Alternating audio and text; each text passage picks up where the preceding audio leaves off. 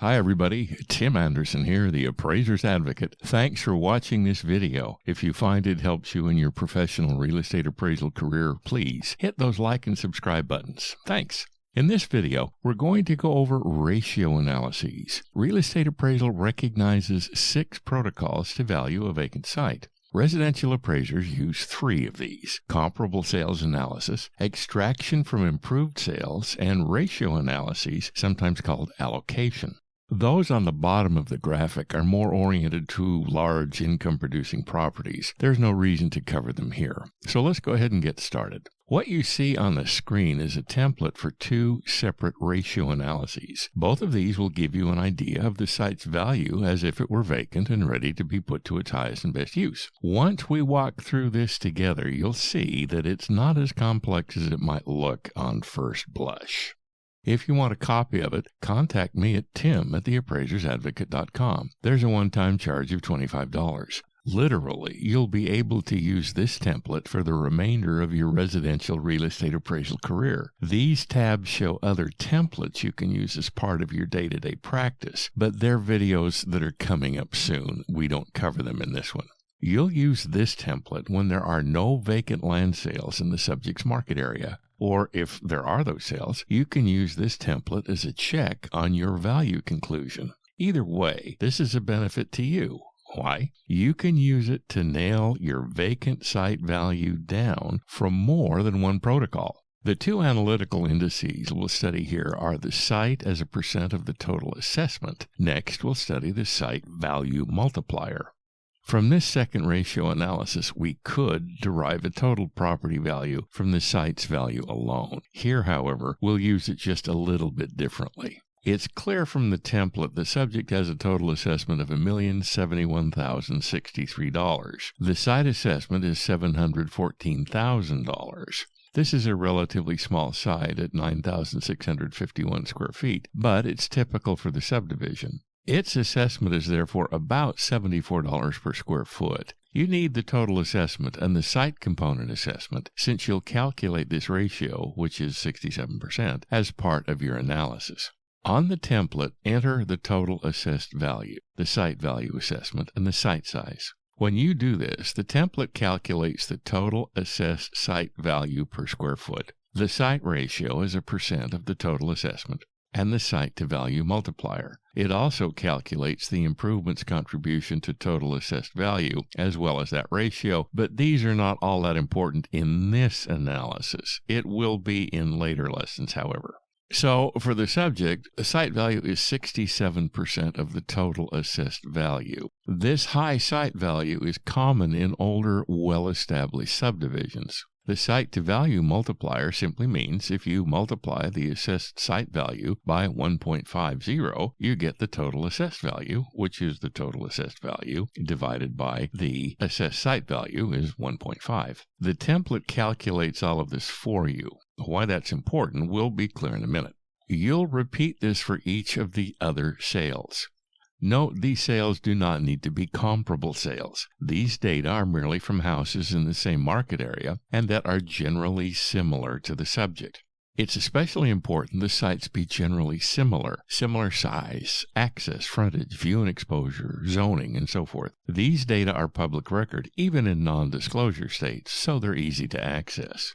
This index of assessment ratios shows an average assessment of 70%, a median assessment of 67%, and a modal value of 80%. Notice this analysis has a standard deviation of less than 8%. This is a tight range, which is what a visual examination of the individual ratio assessments indicates. Its coefficient of variation is about 11%. As this variation decreases, its reliability to paint a picture of what the data indicate increases. Highest of these assessments is 80%, while the lowest is 59%. These high and low brackets have an average value of 69%. This is just below the absolute average of all the assessments at 70%. Assuming you chose to use an assessment ratio of 67%, then at an indicated value of $1,250,000, which you calculated as part of the sales comparison approach, the subject site, if it were vacant, would have a value of $833,284. then you'd round it as you chose to round it, if you chose to round it at all, or about $86 per square foot.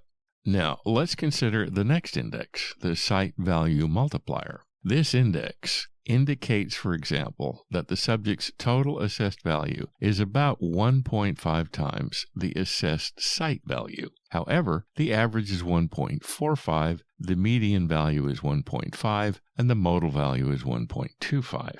1.59 is the high index, while 1.25 is the low. The standard deviation of about 17% is not overly tight, but in the analytics of an appraisal, that's not much of a surprise. It's not because there is so much emotion in the purchase and sale of a home. Therefore, even the county property appraiser's assessment numbers are just an extension of typical market emotion. On the other hand, the coefficient of variation is just under 12%. This is relatively tight, but frankly could be tighter. But that's why we're using two analyses, so we don't have to depend solely on one.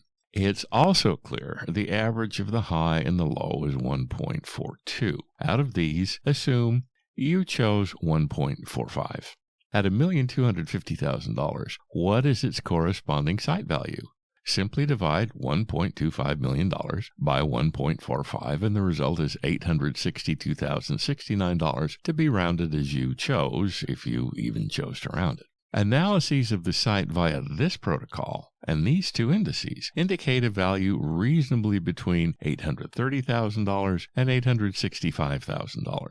This is about a 4% difference. It's not very big. It's a tight range, so you're reasonably sure that's where the site value is. Now is the time to reconcile these two values. If the subject is typical in the subdivision, then maybe the average of the extremes is reasonable. On the other hand, if the subject has a superior location or an outstanding view, maybe the high end of the range is the one the market indicates. If you've noticed the market slowing down, the low end of the range might be appropriate. It is your call, as well as your ethical responsibility, to explain in a non-misleading manner why and how you made that call. For the sake of argument, look at cell C40. The modal site to total assessed value ratio is 1.25. Maybe the 1.45 we just used is too high. Therefore, change cell C40 to 1.25. You'll notice this pushes the site value up to $1 million, or about $104 per square foot. This is within the range of the comparable assessments, but at the high end of that range. Remember, it's your call. That's your value opinion. But please, you've got to be able to support it. This ratio analysis is one way to deduce a site value. True, the ratios come from the property appraiser's office, but because you applied the ratio to the market value indication you got from the sales comparison approach, the results are those the market supports. In the next video in this series, we tackle the extraction method. We'll use improved sales, and then from them extract a vacant site value. Thanks, and remember to hit those like and subscribe buttons. And again, if you'd like a copy of this, please get in touch with me on my website. The cost is $25. You can use it for the rest of your appraisal career. Thank you so much. I appreciate it. I'm Tim Andersen, the Appraiser's Advocate. I appreciate the fact that you're here. I appreciate the fact you watched this video. And please hit those like and subscribe buttons. Thanks so much. We'll see you next time.